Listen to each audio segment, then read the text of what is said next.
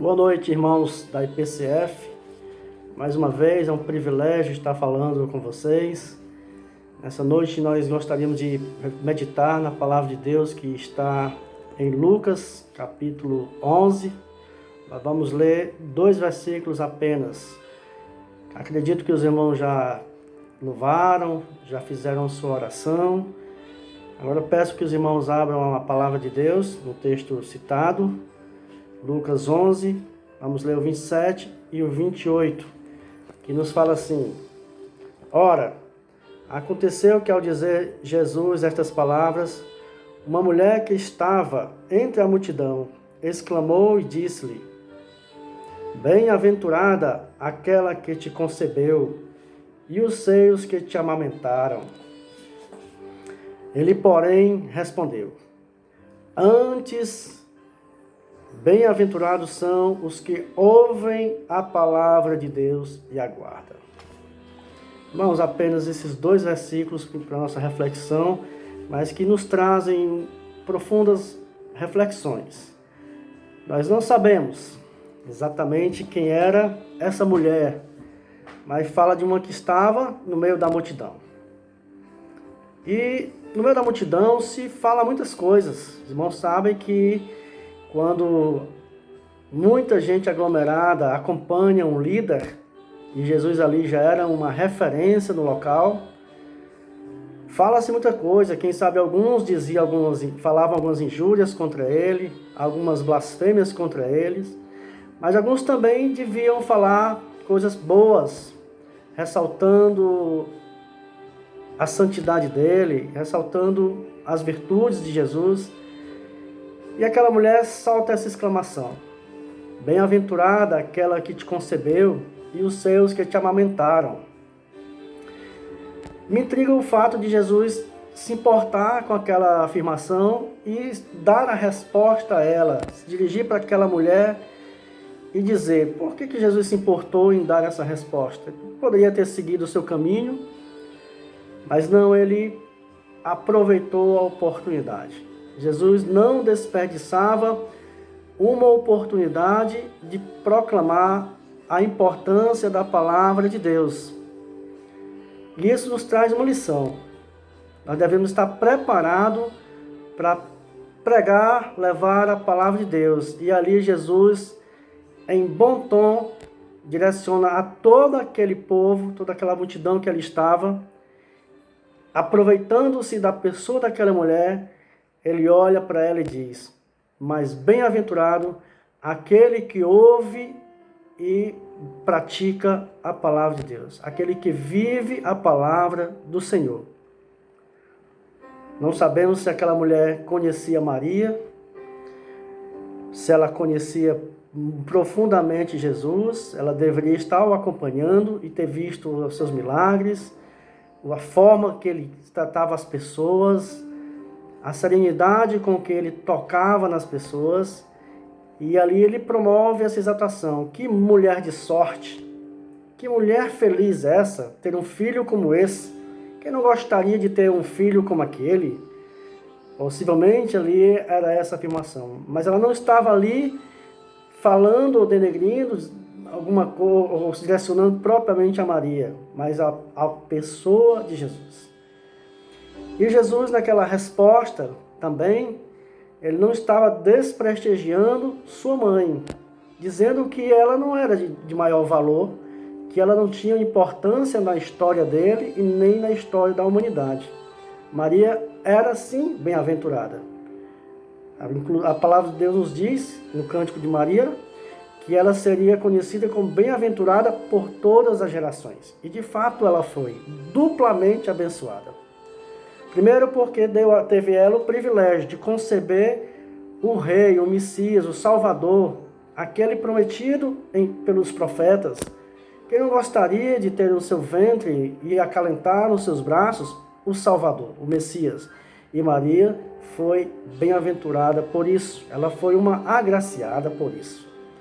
Mas a palavra de Deus diz que mais feliz aquele que ouve e guarda a palavra de Deus. Também Maria, na outra ponta, ela fez exatamente isso. Quando ela foi procurada pelo anjo do Senhor, que ela seria a responsável pelo nascimento, pela vinda do Salvador, ela diz: seja feita em mim segundo a tua vontade. Então Maria está nessa posição duplamente de destaque pela pessoa de Jesus. Mas o Senhor nos diz que o gerar, o conceber, não era o importante, o mais importante da história.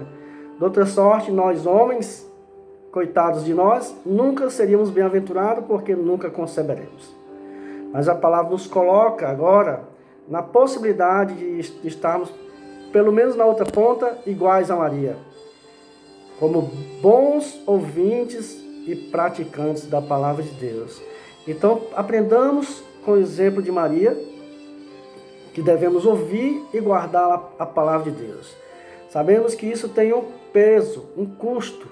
Maria teve o custo de ser a mãe do Salvador. Os irmãos imaginem o tabu que era naquela comunidade, naquela sociedade, ser uma mãe solteira. Ela correu risco de apedrejamento, discriminação e tantos outros. Sofreu do começo ao fim da história desse filho que ela acompanhou. Mas ela foi agraciada por ser a mãe do Salvador e por ouvir a palavra de Deus. A palavra de Deus nos traz vida, ela é viva. A palavra de Deus nos diz que toda a Escritura é inspirada por Deus e útil para o ensino, para a repreensão e para a correção. Isso está em 2 Timóteo capítulo 3. E ela é viva. E só o que é vivo pode gerar vida. E a palavra de Deus nos dá vida. Ela em si nos promove a vida. A Bíblia nos diz que a fé vem pelo ouvir e ouvir a palavra de Deus. Por essa razão, nós conclamamos os irmãos a estarem dia após dia na meditação da palavra do Senhor. Ela é alimento, ela é o que nos sustenta. Assim como a criança necessita do alimento básico, simples, assim nós necessitamos do alimento que nos sustenta todos os dias. E isso é na palavra de Deus. Se a criança não tem o seu alimento, o seu sustento, ela vai entrar no processo de inanização e até chegar à morte. Da mesma sorte, nós, seres espirituais, necessitamos de ouvir a palavra de Deus, receber a palavra de Deus e nos alimentarmos dela. De outra sorte, morreremos também espiritualmente. Por isso que nós, como Igreja do Senhor, dia após dia, colocamos uma meditação para lhe ajudar, para ela ser seu parceiro em casa, para você ter uma orientação. E nós conclamamos que os irmãos, não só nesse momento de quarentena, mas dê sequência nesse ato de todos os dias, como família de Deus, se reunir e meditar na palavra do Senhor. Nesse momento você tem a oportunidade de colocar diante do Senhor aquilo que lhe aflige, as suas lutas, as suas necessidades.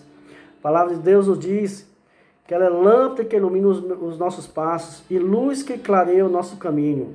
Não sei se você já andou na noite mais escura, como é terrível andar sem saber onde pisa. Você vai tropeçar, você vai pisar em algo que vai lhe assustar, que vai lhe deixar em embaraços. E a palavra de Deus diz que ela é luz para o nosso caminho, ela é lâmpada para os nossos caminhos. Jesus mesmo respondeu: nem só de pão viverá o homem, mas de toda a palavra que procede da boca de Deus. E é essa palavra que nós precisamos ouvir todos os dias na Escritura, que é a palavra de Deus para nós. Quando você ora, você fala com Deus. Quando você lê, medita, Deus fala com você. A palavra de Deus diz em Mateus capítulo 4, no versículo 4, guardei no coração a tua palavra para não pecar contra ti. A palavra de Deus nos possibilita a não cometermos muitas das nossas falhas quando nós meditamos e guardamos no coração a palavra dele. Ela é suficiente para conduzir os nossos passos, nossos caminhos longe do pecado. A palavra de Deus diz também em Salmo 119, santifica-os na verdade, a tua palavra é a verdade. A palavra de Deus nos promove santificação, ela nos aponta a direção para fugirmos do pecado, da contaminação desse mundo, para buscarmos nos santificarmos todos os dias na verdade. João 17 também nos diz assim: use o capacete da salvação e a espada do Espírito, que é a palavra de Deus. Nós precisamos estar protegidos nesses tempos tão difíceis em que somos atacados, sofremos lutas, passamos por lutas. Nós temos que nos revestir, nos proteger, e a palavra nos orienta a usarmos o capacete, que protege a nossa mente, e a espada do Espírito, que nos dá a possibilidade de lutarmos e resistirmos contra todo o mal, todo o pecado. E isso é através da palavra de Deus. Então, irmãos, a palavra de Deus, ela nos garante a resistirmos todo o mal. Mas para isso precisamos estar dia após dia preparados, municiados pela palavra de Deus. Então fica o nosso pedido, o nosso apelo, que você, como igreja do Senhor, em casa, cada família é uma extensão da igreja, a igreja do Senhor viva, espalhada. As portas da igreja física naquele endereço estão fechadas, mas o Senhor abriu muitas portas na nossa cidade e no Brasil. Você também vai encontrar muitas meditações no Facebook, no YouTube. Compartilhe com esses irmãos desses momentos que eles estão participando da palavra de Deus. Envolva o seu tempo com a palavra do Senhor, porque é nela que nós podemos nos firmar os nossos passos. Irmãos, que Deus nos abençoe, que continue a lhe sustentar, todos os dias lhe guardar de todo mal. E a nossa oração ainda, dia após dia, é que nenhum mal chegue à tua tenda. Que o sangue do Cordeiro, que nos guarda de todo mal, esteja sobre a tua casa, guardando e te livrando dessa peste. E que nenhuma praga chegue às tuas tendas. Que Deus te abençoe e fica na paz do Senhor.